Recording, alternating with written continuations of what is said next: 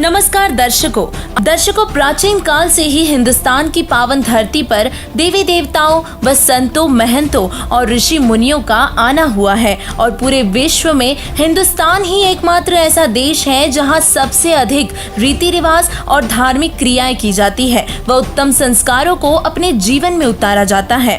सभी धर्मों के सदग्रंथ, पवित्र चारों वेद, भगवत गीता, पुराण व उपनिषद, पवित्र कुरान शरीफ, बाइबल और गुरु ग्रंथ साहिब आदि के आधार से धर्म की प्रवृत्ति होती रही है। समय समय पर अवतारों व संतों ने पृथ्वी पर आकर लोगों के दिलों में भगवान के प्रति आस्था व विश्वास दृढ़ किया है, जिसके चलते समाज के लोग भिन्न भिन्न प्रकार की धार्मिक क्रियाएं करके प्रभु को प्रसन्न करने के लाखों प्रयत्न कर रहे हैं, ताकि प्रभु की कृपा की दृष्टि उन सब पर पड़ सके और उनका जीवन धन्य हो सके। ऐसे ही लगातार 9 दिनों तक चलने वाली नवरात्रों की एक धार्मिक क्रिया या ये कहें कि एक धार्मिक अनुष्ठान है, जिसे हिंदू धर्म के लोग एक पर्व की तरह मनाते हैं। तो चलिए दर्शकों, सदग्रंथों के आधार से समाज में प्रचलित पूजाओं को तोलने की इस कड़ी में आज बात करते हैं नवरात्रों की। दर्शकों, हिंदू धर्म में नवरात्रि का पर्व वर्ष में 2 बार मनाया जाने वाला त्योहार है, जिसमें 9 दिनों तक देवी दुर्गा की पूजा की जाती है और दुर्गा माता के लिए व्रत उपवास भी रखे जाते हैं।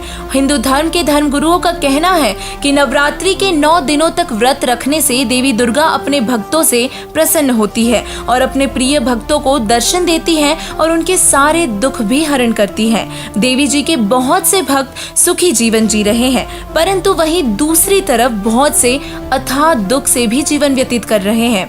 ऐसे में उनकी देवी पर दृढ़ निष्ठा भी कम होने लगी है और वे आस्तिक से नास्तिक होने की कगार पर हैं। जो लोग सुखी जीवन जी रहे हैं वे देवी दुर्गा को अपना सब कुछ मानकर उनकी पूजा और भी दृढ़ता से करते हैं। असमंजस की बात तो ये है कि देवी दुर्गा के सुखी भक्त भी हैं और दुखी भक्त भी हैं।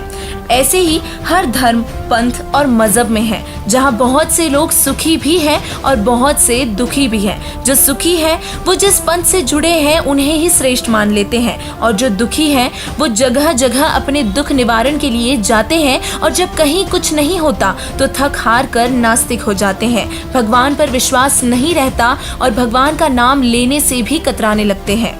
ऐसे में स्वयं परमात्मा पृथ्वी पर आते हैं या अपनी खास आत्मा को संत रूप में इस पृथ्वी पर भेजते हैं और सद्ज्ञान का प्रचार करवाकर वह अपने अनुयायियों को बेहिसाब लाभ देकर जनता का प्रभु पर विश्वास बनाते हैं। नवरात्रों पर 9 दिनों तक देवी दुर्गा की पूजा करना और उनके लिए व्रत उपवास रखना इस पर्व की मुख्य क्रिया है।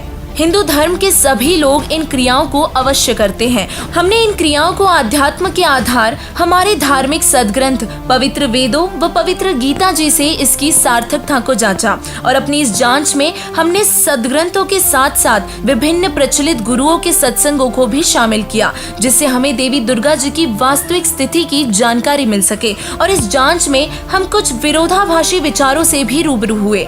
एक तरफ ब्रह्म ऋषि कुमार स्वामी जी व शक्ति पुत्र जैसे गुरुओं के विचार थे, जो देवी दुर्गा को परम शक्ति व इष्ट रूप में पूज्य बता रहे थे, तो वहीं दूसरी तरफ दुर्गा पुराण से देवी दुर्गा जी के विचारों को जनता के सामने लाने वाले संत रामपाल जी महाराज जी के सत्संग प्रवचन थे, जो देवी दुर्गा को पूज्य ना बताकर देवी दुर्गा के विचारों व उनकी वास्तविक स्थिति को सदग्रंथों से प्रमाणित करते हुए जनता के सामने रख रहे थे और उन्हीं प्रमाणों को आधार बनाते हुए देवी दुर्गा माँ की इस तरीके से पूजा करने को आध्यात्मिक अज्ञानता बतला रहे थे। प्रथम तो हमें भी यकीन नहीं हो रहा था कि देवी दुर्गा की वास्तविक स्थिति क्या है, उनकी उत्पत्ति कैसे हुई, परंतु जब प्रमाण देखे और उनका अपने सदग्रंथों से मिलान किया तब हम भी उतने ही अचंभित हो गए जितना कि आप अभी होने वाले हैं। संत रामपाल जी महाराज जी ने श्रीमद् देवी भागवत महापुराण से स्पष्ट करके दिखाया कि देवी दुर्गा अपनी पूजा के विषय में क्या कह रही है। आप भी सुनिए वो विचार। ये देखिएगा, श्रीमद् देवी भागवत, सचित्र मोटा टाइप, संपादक हनुमान प्रसाद पोदार, चिमनलाल गोस्वामी, प्रकाशक व मुद्रक हैं गीता प्रेस, गोरखपुर, गोविंद भवन कार्यालय, कोलकाता का संस्थान। उस एकमात्र परमात्मा को ही जाने, दूसरी सब बातों को छोड़ दे। यहाँ दुर्गा जी ने अपनी साधना को भी रिजेक्ट कर दिया कि केवल उस एक ब्रह्म को ही जाने। यही अमृत रूप परमात्मा के पास पहुंचाने वाला पुल है। यहाँ देखो, इस आत्मा का ओम के जप के साथ ध्यान करो। इससे अज्ञान में अंधकार से सर्वथा परे और संसार समुद्र से उस पार जो ब्रह्म है उसको पा जाओगे, तुम्हारा कल्याण हो।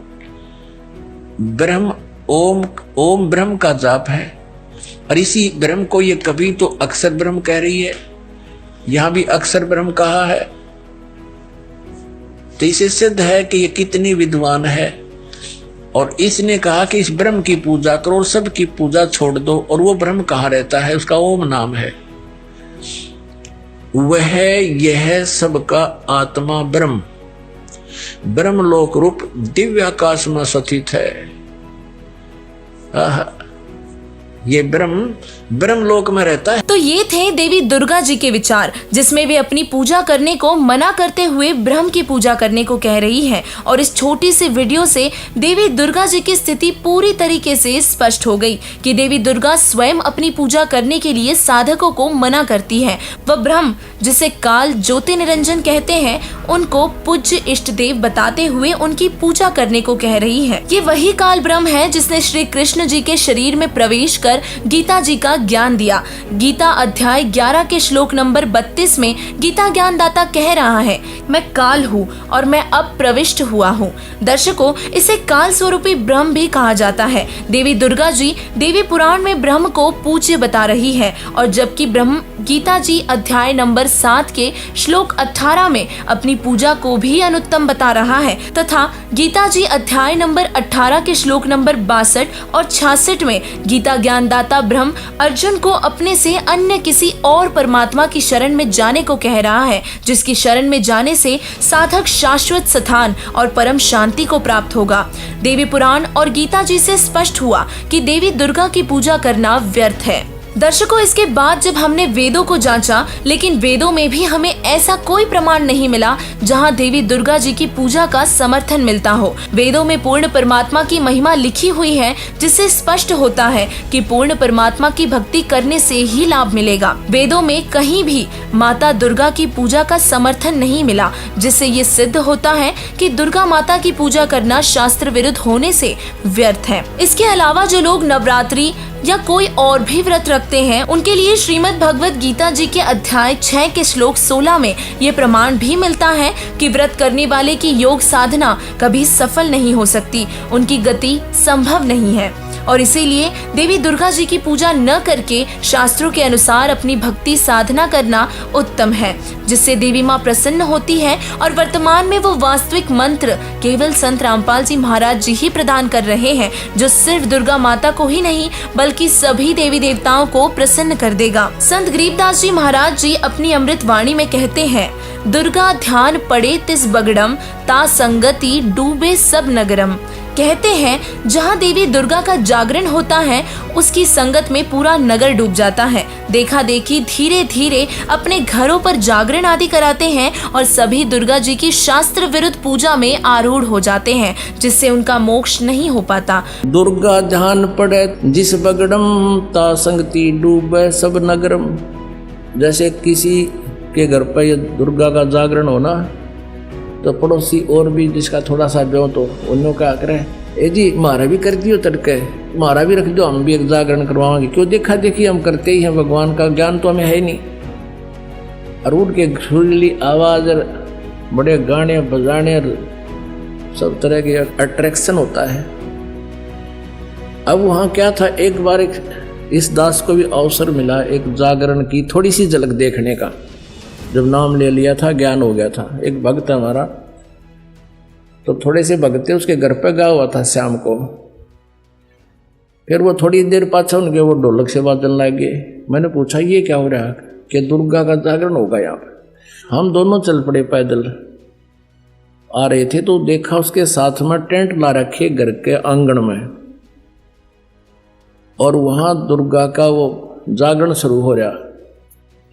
अब एक स्पेशल बुला रखा वहां जागरण करने वाला जो गायक, और उसका अलग से एक रेजिडेंस टेंट में बना रखा, गर्मियों के दिन थे। तो वहां शुरू कर रखे, सारे बोलो जय माता दी, अगले बोलो जय माता दी, पिछले बोलो जय माता दी। मैं नहीं सुनिया, मैं नहीं सुनिया जय माता दी। ए वो तो नेक बनो कहते मैं नहीं सुनिया, सारे जोर तो बोलो जय माता दी। अब वो न्यू करता करता सारे बोलो जय माता, वो टेंट में खिसक गया। और वो मेरा साथी ने बोला आज दिखाऊंगा आपको इस, वो टेंट हटा लिया हमने बाहर से, थोड़े से नु देखने लगे। वो पहले तो उसको देख रहे थे वो गाने गाओ, तो फिर इधर गया तो फिर दूसरी वो कनात के सारा के देखे के करे। उसने वहाँ पौवा निकाला एक आधा बोतल उसका शराब का, दराज मत है, और वह कैंपा खोली, गिलास में दोनों डाले और गट दही करके ने बोला पी के। मैं नहीं सुनिया, इतने कड़े सुनेगा लाली गुटी, मैं नहीं सुनिया सारे बोलो तेरा के जो भैया। अब परमात्मा कहते हैं दुर्गा ध्यान पड़े तिस बगड़म, ता संगति डूबे सब नगरम। प्रिय दर्शकों, आज के अंक में हमने पाया कि देवी दुर्गा जी की पूजा नवरात्रि आदि के लिए ना तो हमारे धार्मिक सदग्रंथों से कोई समर्थन मिलता है व ना ही परमात्मा प्राप्त संतों की वाणियों से, और देवी पुराण में भी देवी दुर्गा अपनी पूजा करने को मना कर रही है। तो फिर नवरात्रि आदि करना अपना मानव जीवन बर्बाद करना ही है। अतः आप सभी से करबद्ध प्रार्थना है कि वास्तविक पूजा की जानकारी प्राप्त करने व शास्त्र अनुसार भक्ति की जानकारी पाने के लिए पूर्ण गुरु जगत गुरु तत्वदर्शी संत रामपाल जी महाराज जी के सत्संग अवश्य सुने व उन पर अमल करके अपना जीवन धन्य करें।